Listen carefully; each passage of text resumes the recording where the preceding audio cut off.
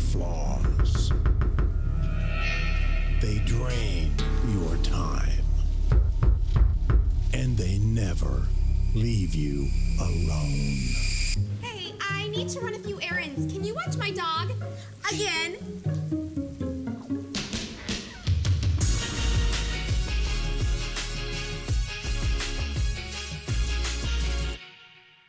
What's up, guys? How you doing? You guys feeling alive today? Feeling awake?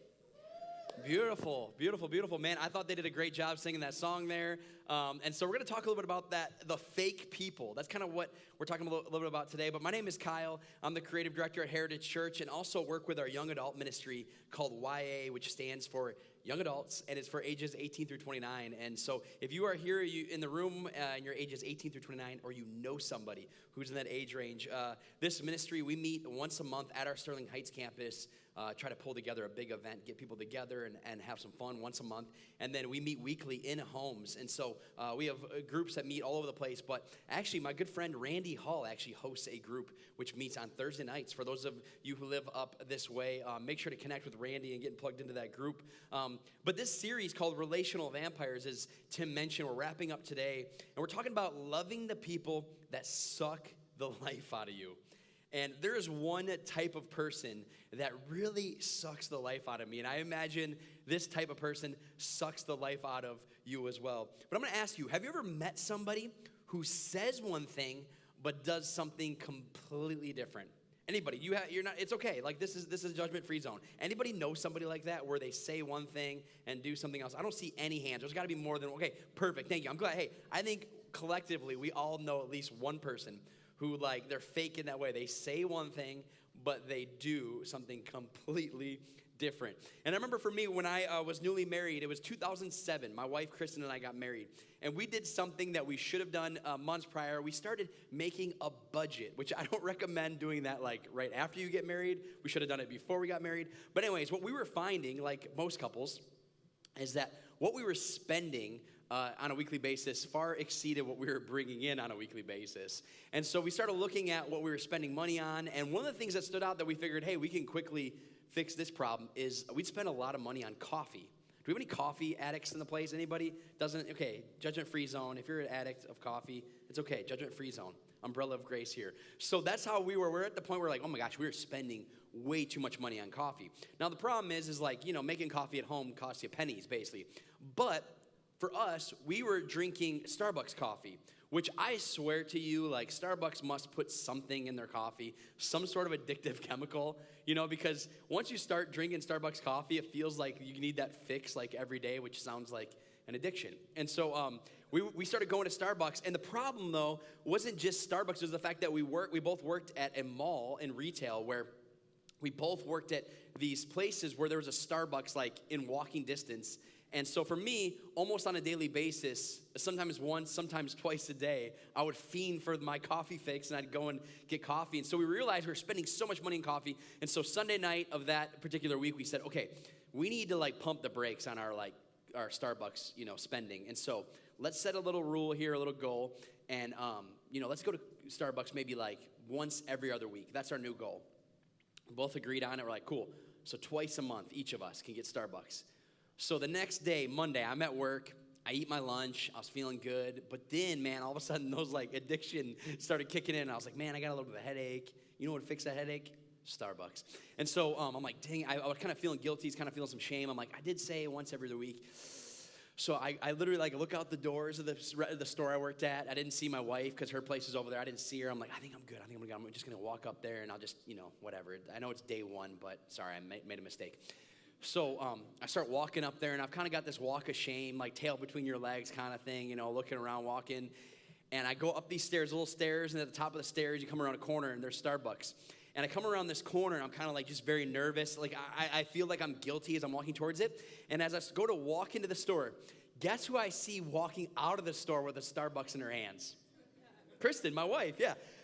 She's walking out with a coffee, and we both kind of had this moment of, like, what are you doing? You know, like we had this moment of like, what are you doing? And I was like, what are you doing? She's like, what are you doing? I'm like, what are you doing? And, you know, it's just kind of this thing. But I was just like, hey, you know what? We said once every other week, and it started today. So we both ended up getting coffee. It didn't last very long. But in our minds and what we talked about, we agreed on the fact that we'd go like once every other week. And quickly in that moment, we went back on our word.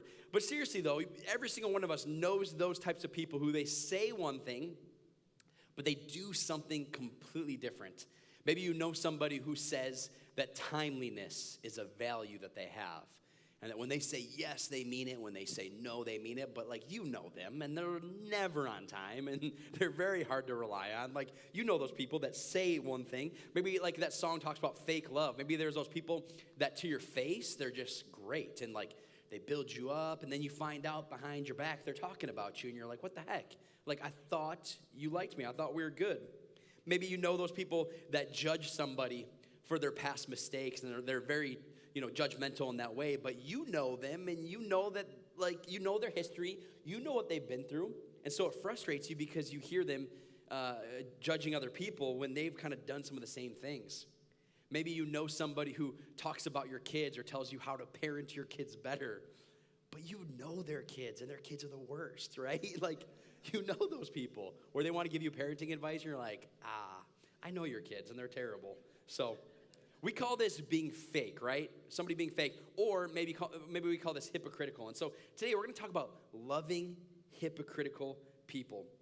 And the definition for hypocrisy is this. This is imposing a standard on others that you yourself aren't living. Imposing a standard on others that you yourself aren't living. And I think every single one of us do this in like small and sometimes major ways once in a while. But unfortunately, I think that people use the word hypocrite very often to describe Christians. And so I'm not somebody who's going to sit here and bash Christians today, but I want to talk real with you guys. Because I think so often the world especially has viewpoints of Christians, and for those of you who call yourself a Christian, we have views of other Christians. And I think it's very unhealthy when we go around and we all kind of know that we've seen hypocritical people, but we haven't like addressed the elephant in the room. And I imagine it'd be way more effective if we sat in a circle and everybody just kind of shared some of their experiences. But today I'm just going to open up and just speak in a way in which I normally wouldn't, because, you know, some of this stuff is hard to like remember and hard to relate to, but maybe for some of you it will relate to what you've been through as you've experienced different hypocrisy in your life. So for me, as a pastor, I've been in ministry for about 12 years, and whenever I go to different events or hang out with friends or family members or go to a wedding or whatever, something that's not related to church, whenever I tell people that I'm a pastor, a lot of times I get different mixed emotions. Sometimes people are like, oh my gosh, that's amazing, I go to this church, right? And they tell me what church I go to. Or on the other hand, I should say I get like three options, right? I get I go to church, I go to this church. Or two, I'll get like, oh yeah, I used to go to Heritage. Pause. And I'm like, oh. And they're like, yeah. And then I'm like, I don't know what that means, but all right, you know, because they have a history, right? For something happened, right? It's just being real with you. Or you get the other people. This is like 90% of people who I meet who don't go to church. They'll say, you know, here's the thing. I know you work at the church, but like, I believe in God. Like, I have a relationship with him, but like, I just don't go to church. So 90% of people I meet, they maybe believe in God. They just don't go to church. I think the danger is when people walk away from organized religion, ultimately, it doesn't take much time for them to just walk away from God altogether.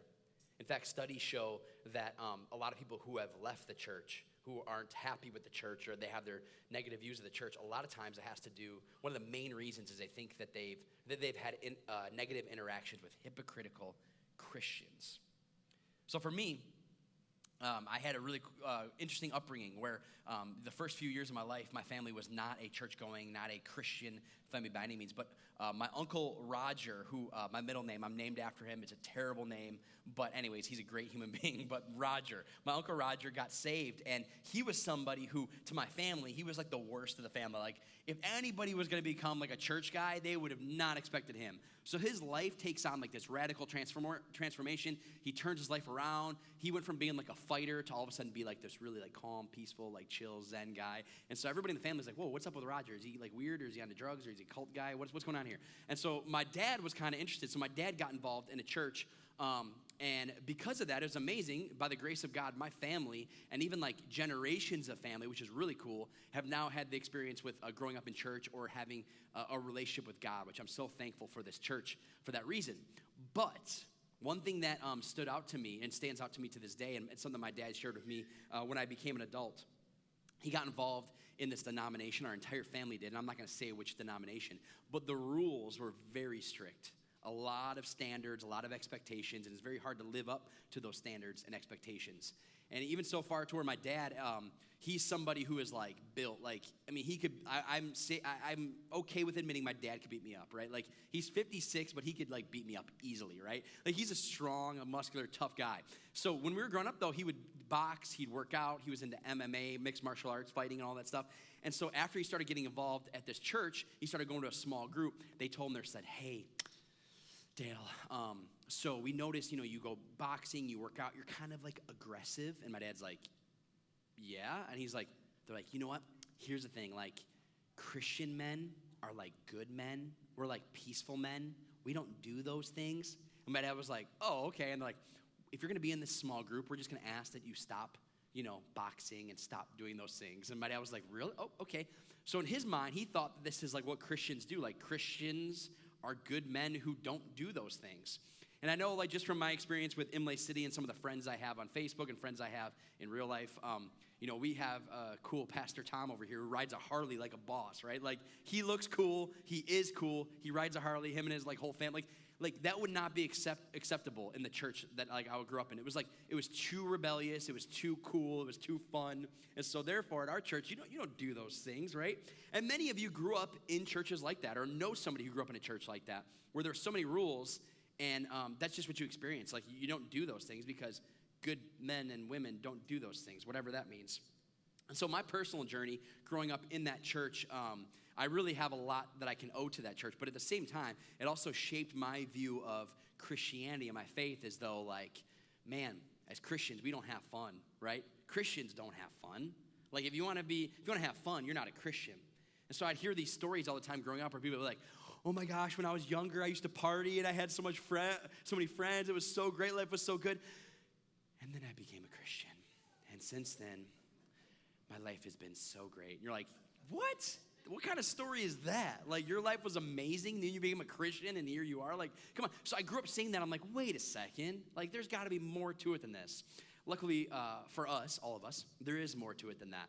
And there was a relationship with Jesus that I was missing out on. And so the good thing for me is when I was just graduated high school, and I finally turned my life around, and I was somebody who, like, I'm the type of person, if I'm given, like, a rule, like, I generally kind of like to break the rules or, like, shortcuts. It's just who I am. It's a sin nature for sure. I'm just one of those people, when I'm given a rule, I just don't like rules. And so I grew up in that world where I just wanted to break every rule, like all of it. And then eventually Jesus turned my life around. I started following him. I felt called into ministry, and by the grace of God, I was a youth pastor for a long time, a young adult pastor, all of that stuff. But anyways, because of that, my experience since I've been in ministry for 12 years now, it's been fun because I've gotten the chance to spend a lot of time with different pastors. This is the 4th church I've worked at. And so naturally, I've spent a lot of time around different pastors. I've also met a lot of different church people, Christians, church attendees.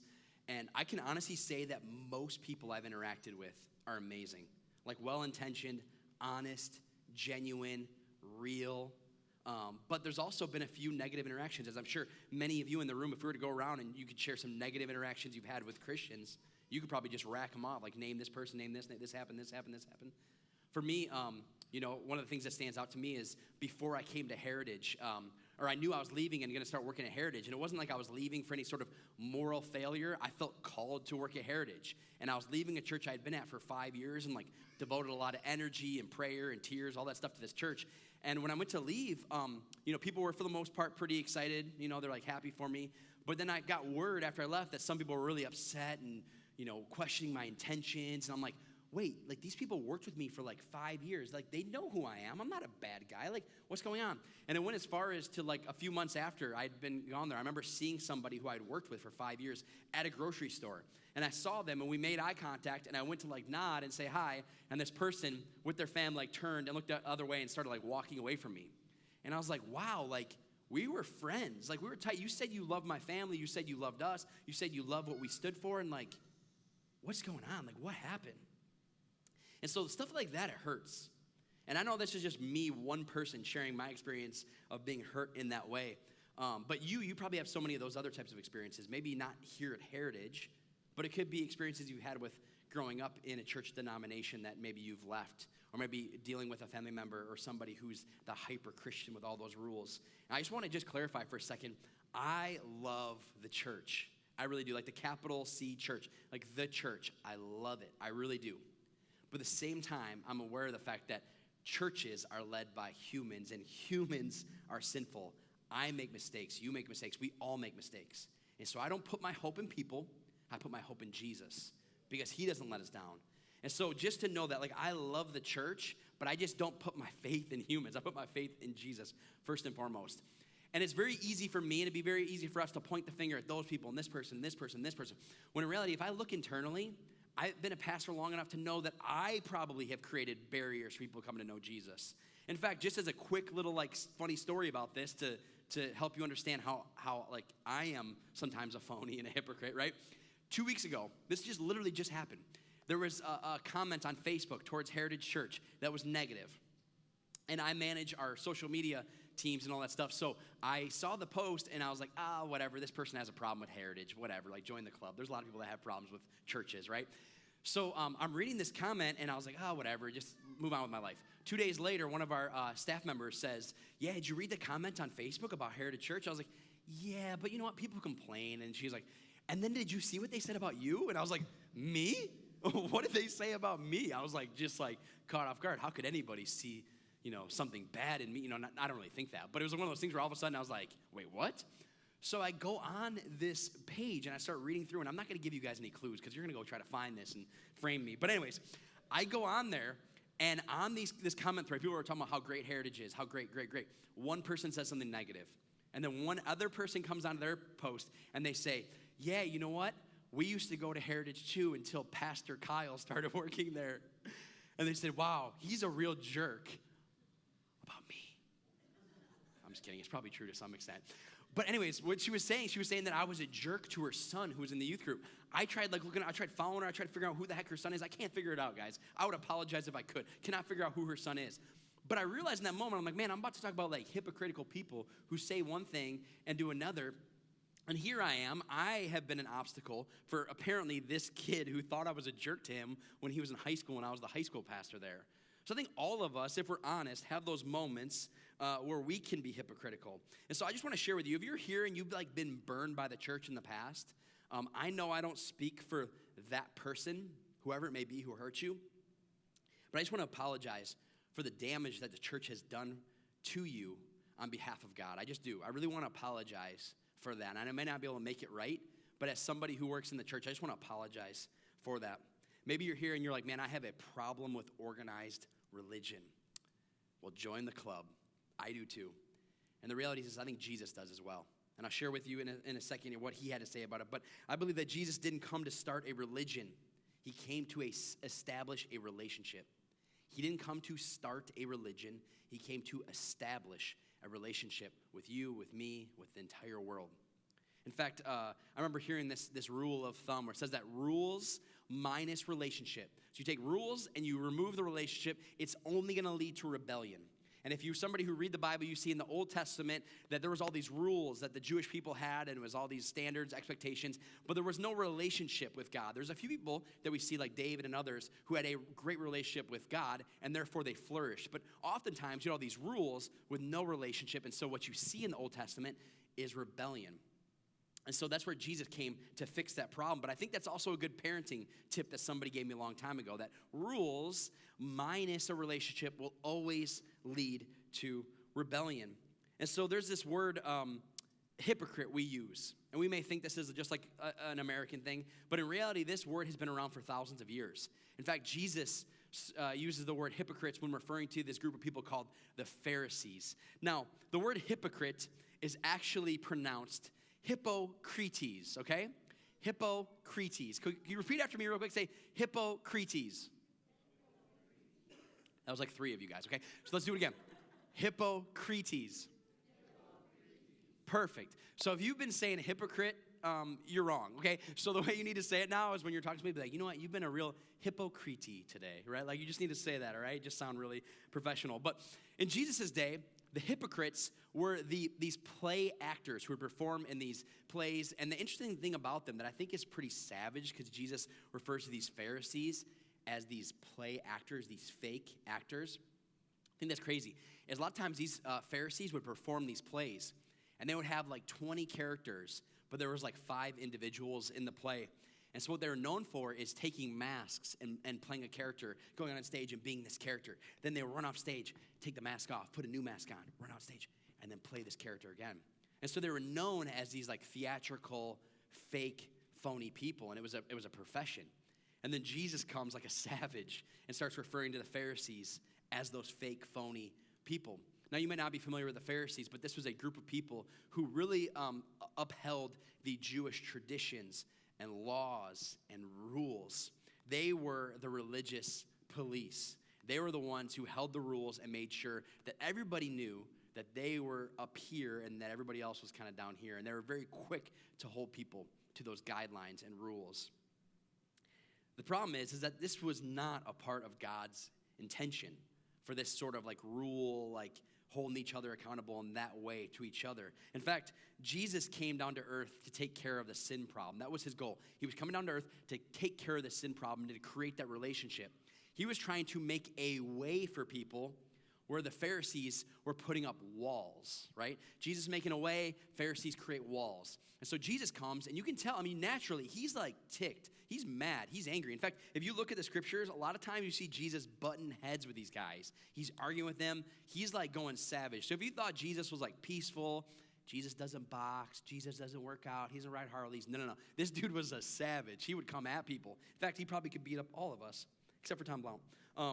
But anyways, today we're going to talk about Jesus' view of hypocrites and also a solution for us, for you and me, not to be hypocrites ourselves, which is so difficult to do. But I want to talk about that today. So what did Jesus say about hypocrites? What did Jesus say about them? In the entire chapter, there's a huge part of Matthew 23 where Jesus breaks down what hypocrites are like. And so I love this because Jesus, he doesn't hold back. He just goes in and goes for it. So the first thing is this: hypocrites don't extend grace. They don't extend grace. He says this: they, the hypocrites, crush people with unbearable religious demands and never lift a finger to ease the burden. Check that. They crush people with unbearable religious demands and never lift a finger to ease the burden. Maybe you know somebody like that. Maybe you grew up in a family where your grandma or grandpa was kind of like that, where they put these unbearable religious demands, but they're never willing to come down to your level and actually help you to lift those burdens. Hypocrisy was just as alive and real 2,000 years ago as it is today. So if you want to be a hypocrite, if that's your aim, don't extend grace to people. If you want to be a hypocrite, just be that person that holds people to very high standards and never let it go. Never let your heart change towards them. Never extend any sort of mercy or grace. But because hypocrites don't extend grace. Second thing about hypocrites is they desire to be noticed. They desire to be noticed. It says that, but they, the hypocrites, do their deeds to be noticed by men. So Jesus knew it right away. He saw them doing these good deeds, but he knew that their motivation was not God.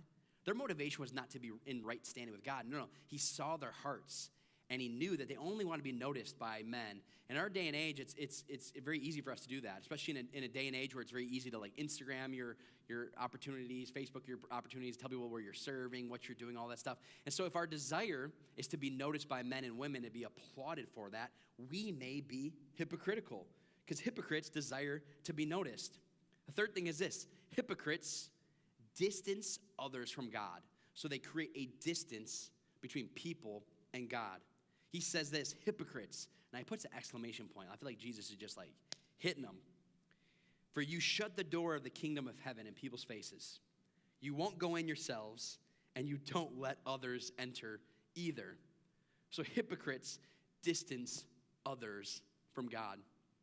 And I think if there's any one of the greatest sins of a hypocrite, it's this one right here. It's creating these barriers and having this distance between people and God. This past week, my wife and I, we host a small group at my house. So Monday night, we were there, and one of the guys in our group he's like 30 years old, so he's not like, he's talks about something that's been going on in his life for over 10 years. And he tells us, he goes, hey, this has been going on since I was 17 years old. And I've only told like 2 people. And he started to get emotional, and I was like, well, for one, it's really sad that something like this has been going on for 13 years of your life, and yet you've told 2 people. For one, that is like sad to me. But he started sharing about some addictions he's had to overcome.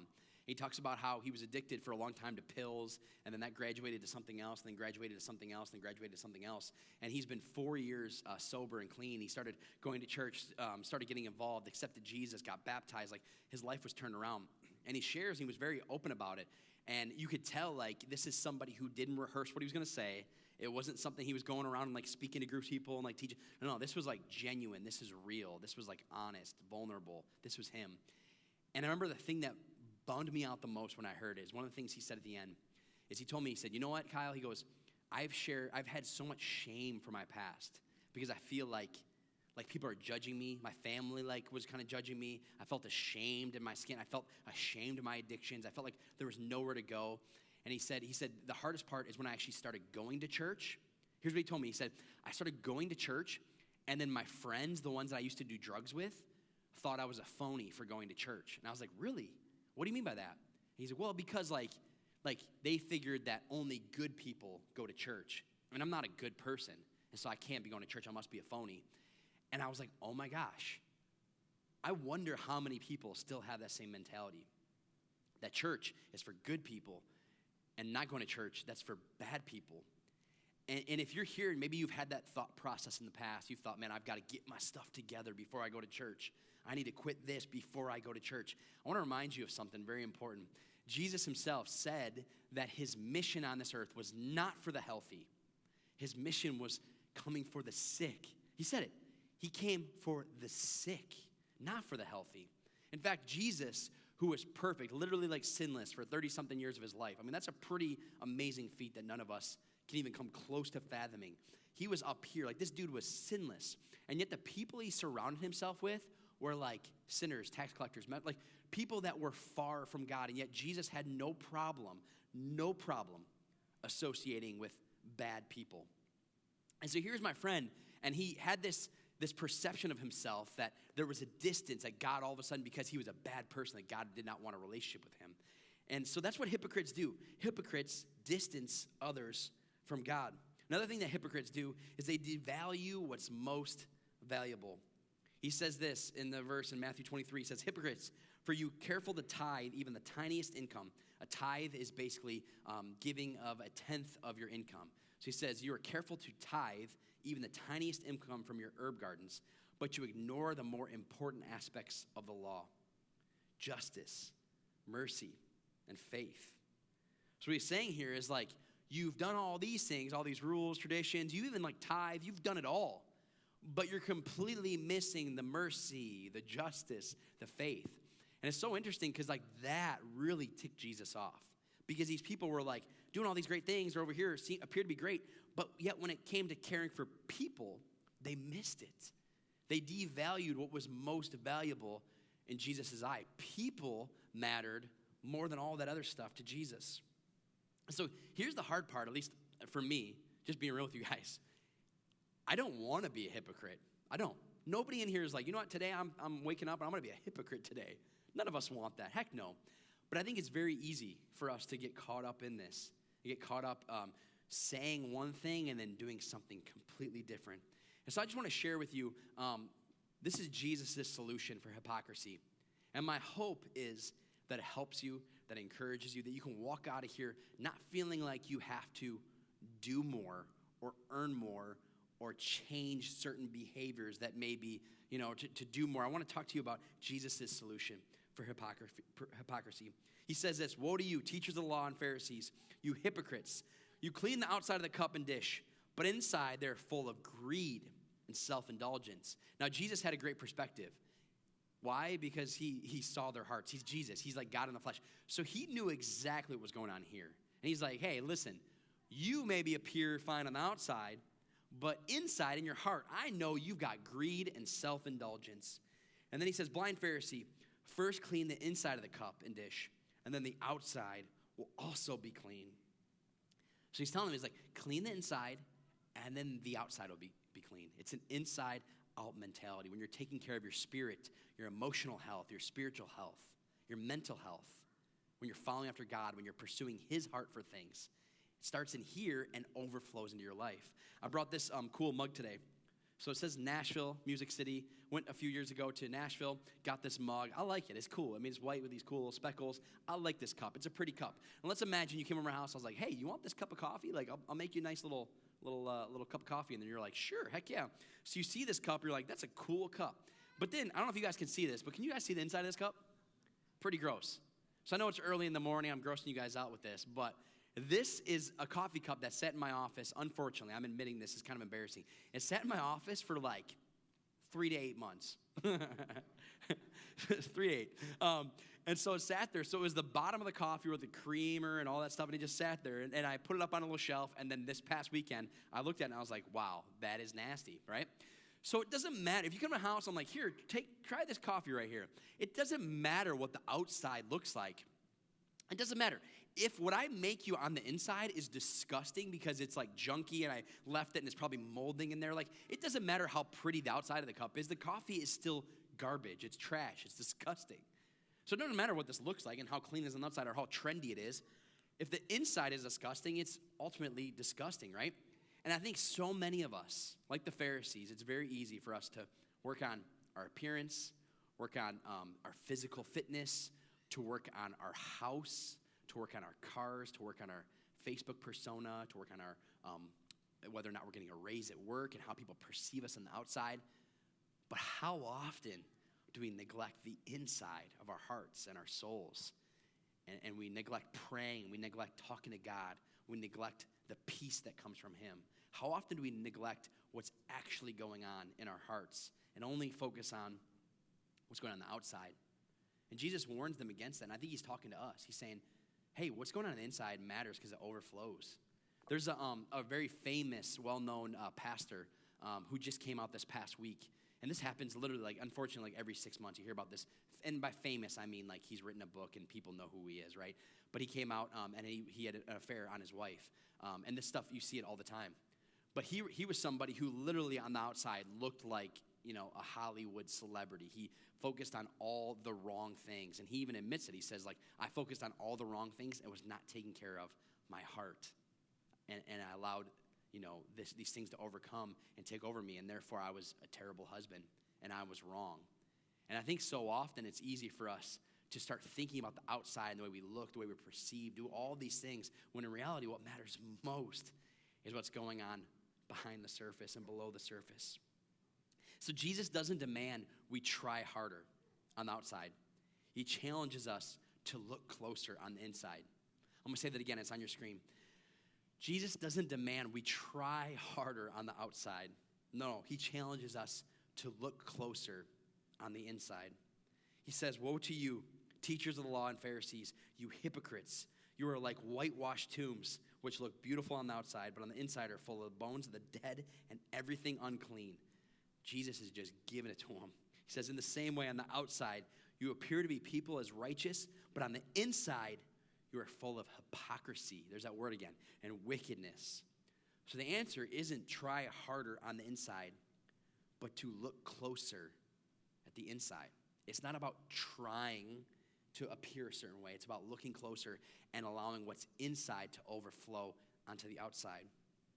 Now, I know as I was writing this and thinking through this idea, I think it's very easy for many of us to look at these concepts and think, you know, hey, I guess this just means like what I do doesn't matter. We could think that. We could think, I guess what I do, like I could just kind of live my life, and as long as people are like gracious towards me, we'll be good. Like those other hypocrites, I'm going to live my life, do whatever I want, and forget those hypocrites, right? We could think that way, really.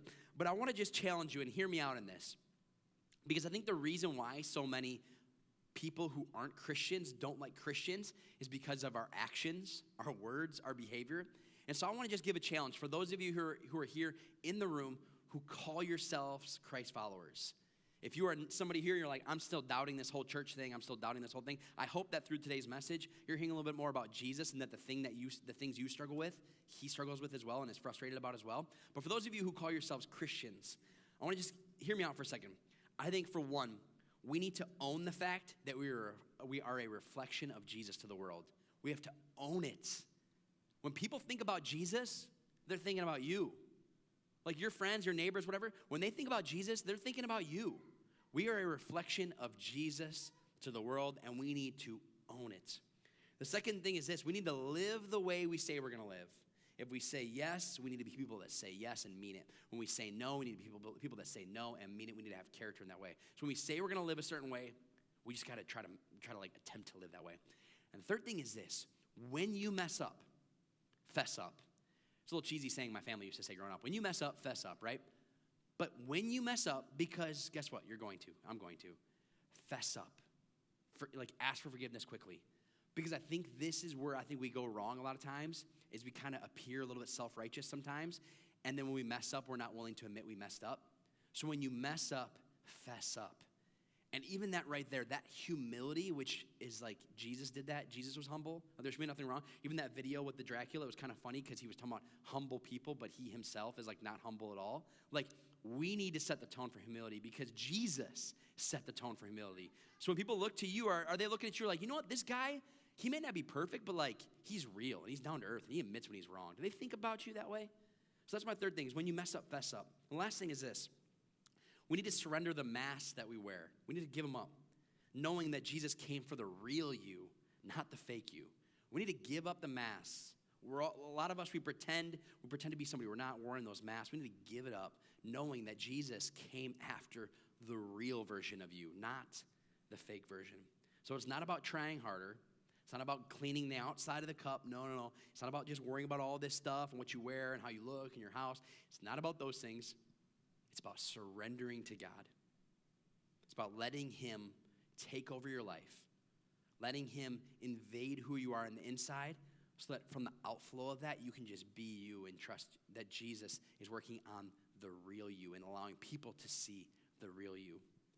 See, Jesus loves the real you, not the pretend you. He loves the real version of who you are.